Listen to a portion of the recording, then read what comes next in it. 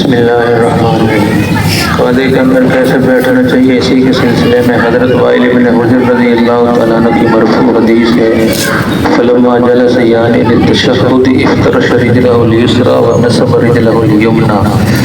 ابو داؤد، نسائی، ابن ماجہ، ترمذی، چاروں کتابوں میں حدیث موجود ہے کہ حضرت صلی اللہ علیہ وسلم جب تشہد کے لیے بیٹھے تو اپنا بایاں پاؤں بچھا دیا اور اپنا دایاں پاؤں کھڑا کیا۔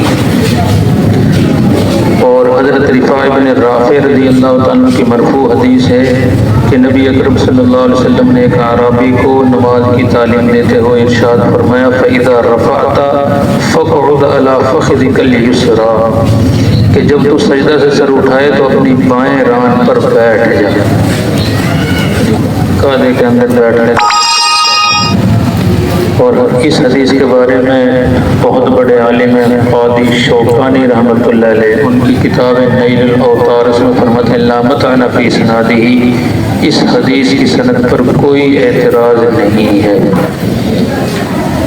اور حضرت عبداللہ بن عمر رضی اللہ تعالیٰ عنہ سے اسی سلسلے میں مروی ہے انما سنت الصلاۃ ان تنصب رجلک الیمنیٰ وتثنی الیسریٰ، بخاری شریف جلد نمبر 1 صفحہ نمبر 114، کہ نماز کی سنت یہی ہے کہ تو اپنا دایاں پاؤں کھڑا کرے اور بایاں پاؤں موڑ دے۔